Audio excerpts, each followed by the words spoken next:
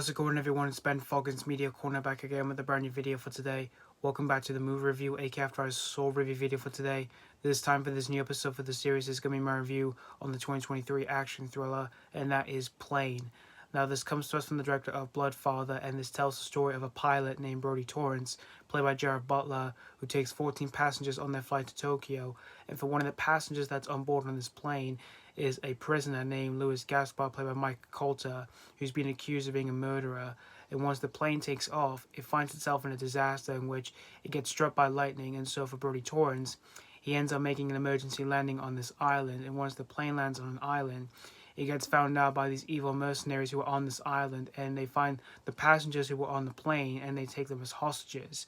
And so it's basically up to Brody Torrance to team up with Louis Gaspar, and they both have to work together to basically save the hostages from these evil mercenaries. So that's pretty much the story of Plane. Now, I did not know what to expect from this film once I saw the trailer for this film, because once I first saw the trailer for this film kind of reminded me of one of those films that would have been released in the 90s, like one of those cheesy action 90s films that would have been released in that decade. But I was still intrigued to see this film nonetheless, though, since this film stars Gerard Butler, and I do think he's a pretty cool actor. Like, he's pretty fun to watch in any action film he does, like the Has Fallen trilogy and Cop Shop and all that. And I didn't even know much of the other actors who were in this film, but there was a few recognizable names in this film. Like, you've got Mike Colter, which you may know him as Luke Cage, and Tony Goldwyn, which he's appeared in a few things here and there and all that, and over the last few years.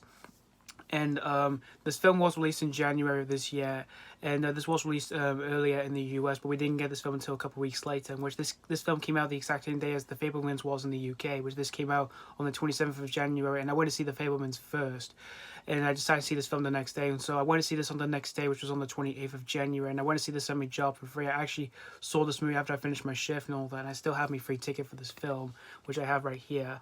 And I'd like to say to View Cinema, thank you so much for getting me a free ticket for this film.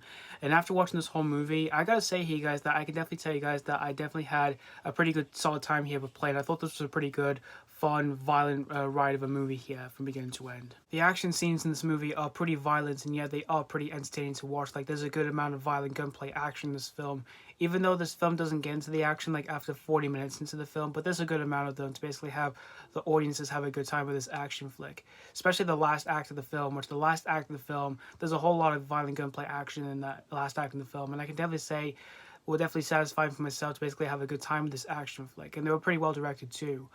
And for the scenes on the plane, they are pretty cool, but I wouldn't say they're all as incredible like how Top Gun Maverick did, because, you know, for that film, they did an incredible job to make those scenes so real and yet so convincing.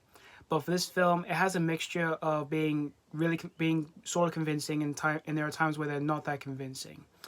But they're not too bad for the most part. And for the acting in the film, Gerard Butler, he is pretty good for the most part, and he was pretty likable enough as his character.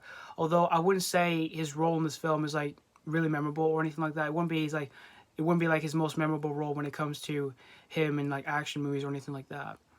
But he is still good for the most part. And for Mike Colter, I thought he was pretty good in the movie too.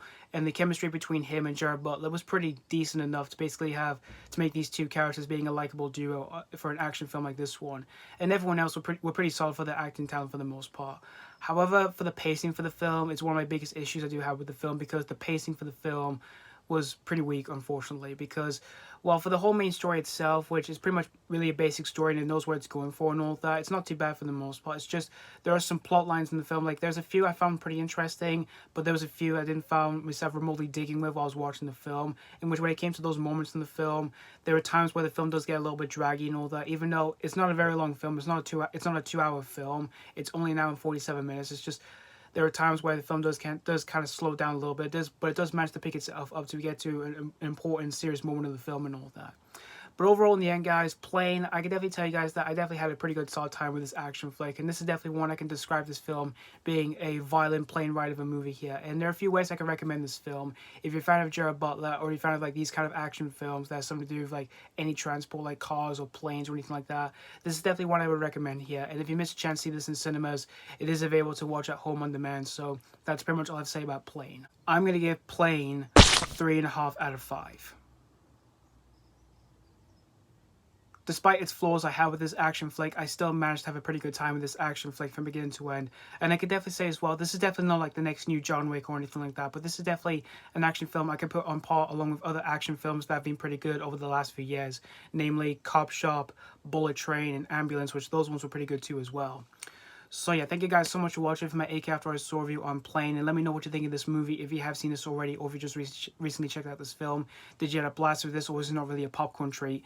As always, thank you guys so much for watching, and this has been Falcon's Media Corner signing off.